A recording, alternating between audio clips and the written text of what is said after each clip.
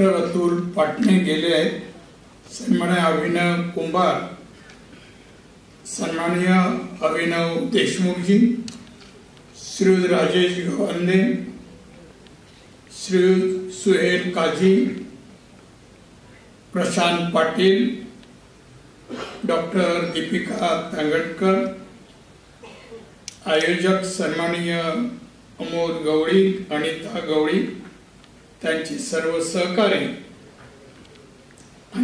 आयोजित सुशासनाचे प्रशासक कार्यक्रम हा आयोजित केलाय। त्यामध्ये जे उत्तीर्ण झाले UPSC परीक्षेमध्ये ज्यांचा सत्कार आहे ते सर्व मान्यवर, त्यांचे पालकवर्ग, त्यामध्ये मुलगा या सुरुवातीला अंध मुलगा श्री गौरव मालक आई आहे याचे मी मनोगत ऐकलेलं आहे, आणि उपस्थित बंधू भगिनींनो आणि मित्र, हा मनोरंजनाचा कार्यक्रम नाहीये, काही टाळ्या शिट्या, कृपया सिरियस घेतलं पाहिजे, गांभीर्याने घेतलं पाहिजे। आज प्रशासनातील अधिकारी झालेल्या लोकांचा आपण सत्कार करतोय। सत्कार शब्दाला फार अर्थ आहे। सत्कार कोणाचा होतो?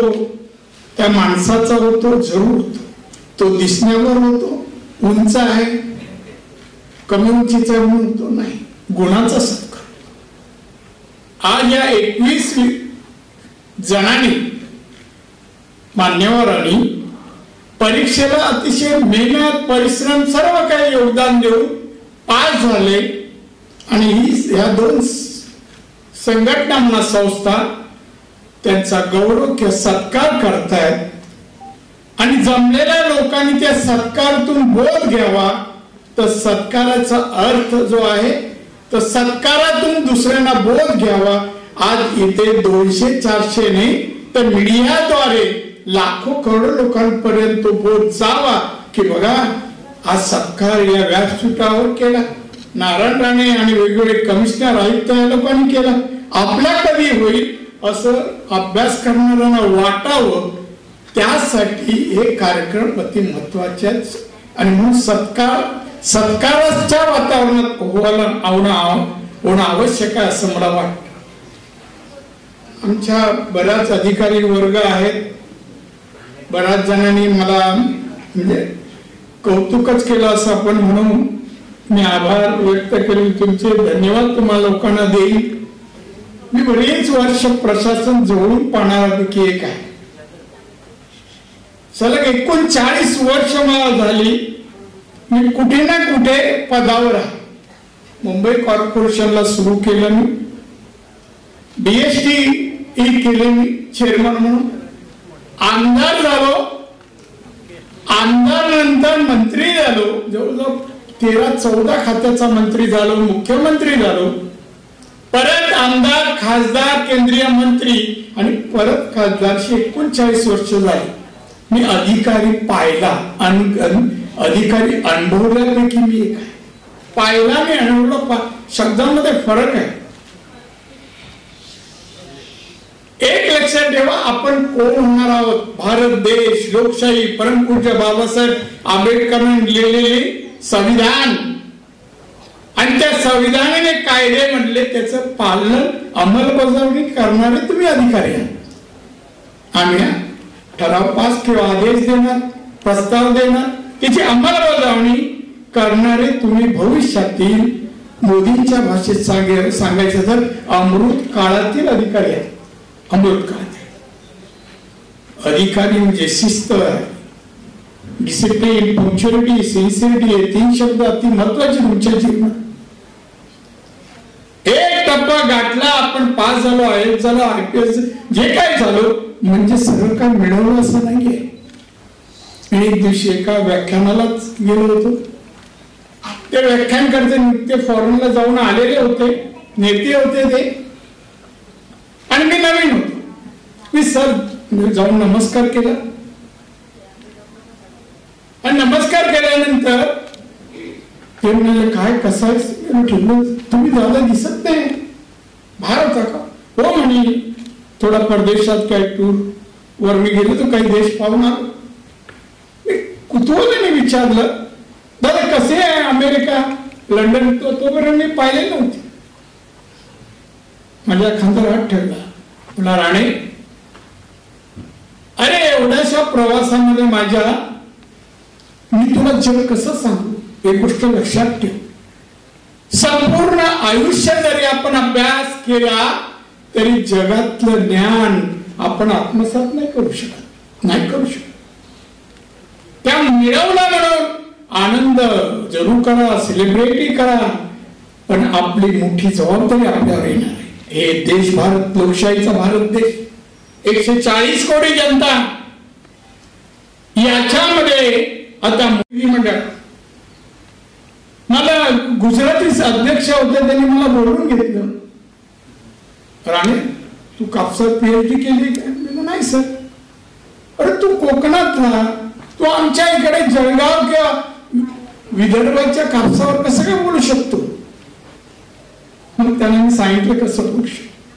3 दिवस मी नागपूरला जाऊन राहिलो. 3 दिवस 2 एक्सपर्टने बोलवलं.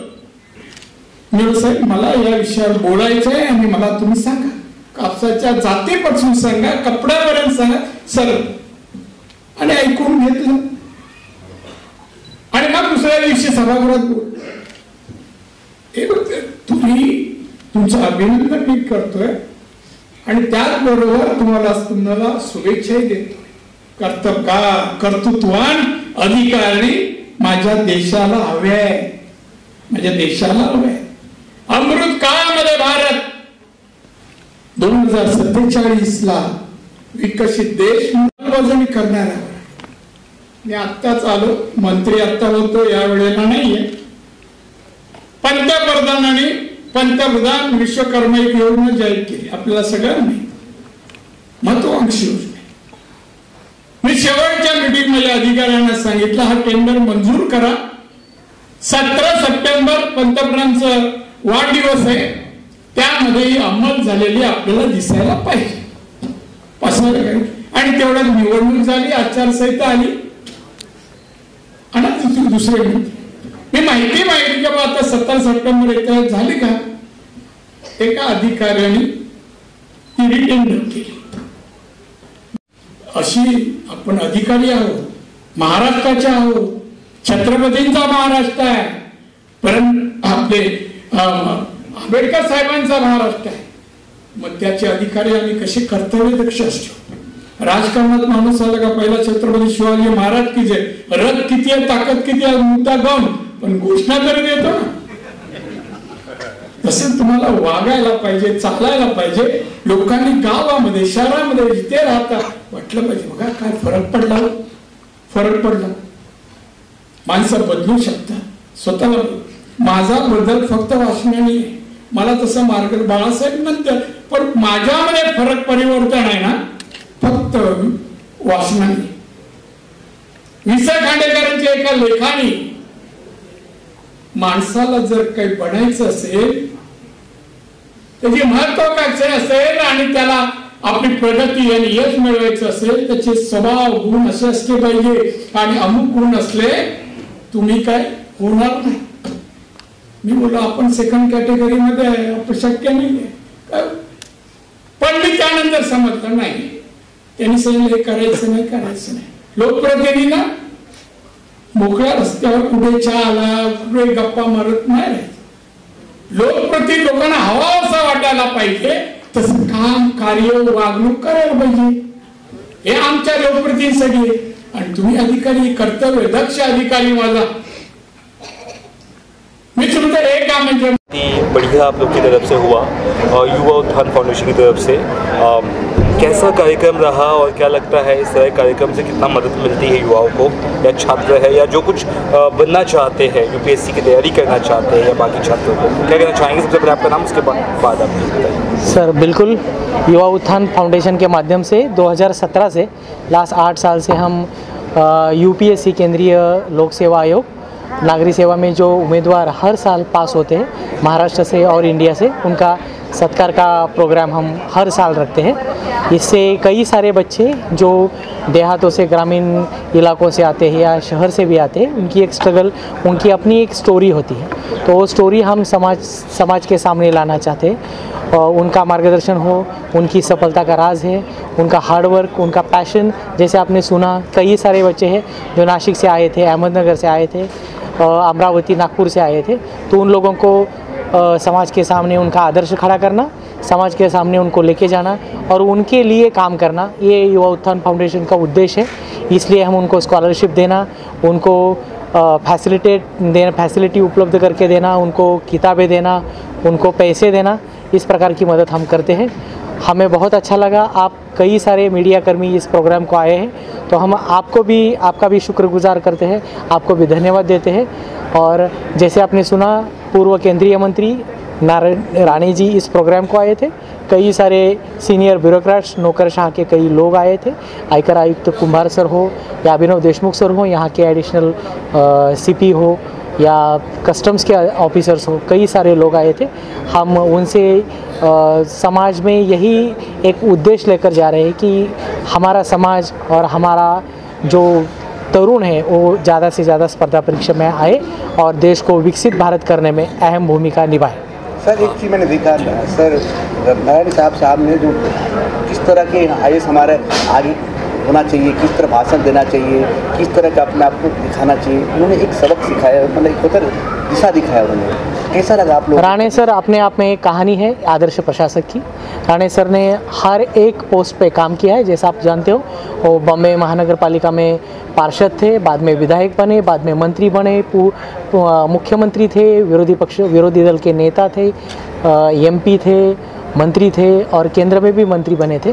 तो इनके थ्रू हम यही मैसेज लेना चाहते हैं कि अगर आपके ऊपर विश्वास हो, आप बदलाव करना चाहते हो, तो एजुकेशन के थ्रू ही बदलाव होगा, शिक्षण से ही एम्पावरमेंट होगा। इसी उद्देश्य से हम काम कर रहे हैं। आप कुछ बोलना चाहते सर? जी, आप जैसे ये हमारे योगेश बिराजदार जी है और ये हमारे दूसरे साथी है, ये भी आपके साथ बात करेंगे। नहीं, युवा उत्थान फाउंडेशन जो हमारी टीम है, ये टीम वर्क है, जो हर साल हम एक प्रोग्राम ऑर्गेनाइज करते हैं और टीम वर्क करते हैं, तो हमें बहुत अच्छा लगता है कि हर year, every year we should arrange this programme and motivate the people and student. धन्यवाद। मैं मराठी में बात करना चाहता हूँ। म्हणजे युवा उत्थान फाउंडेशनच्या द्वारे जे UPSC अपेअरिंग कॅन्डिडेट्स आहेत, त्यांचं मनोबल आपण जास्त स्ट्रॉंग करायची आमची इच्छा आहे आणि त्यांच्या स्टोरीजमधून अजून जे अपेअरिंग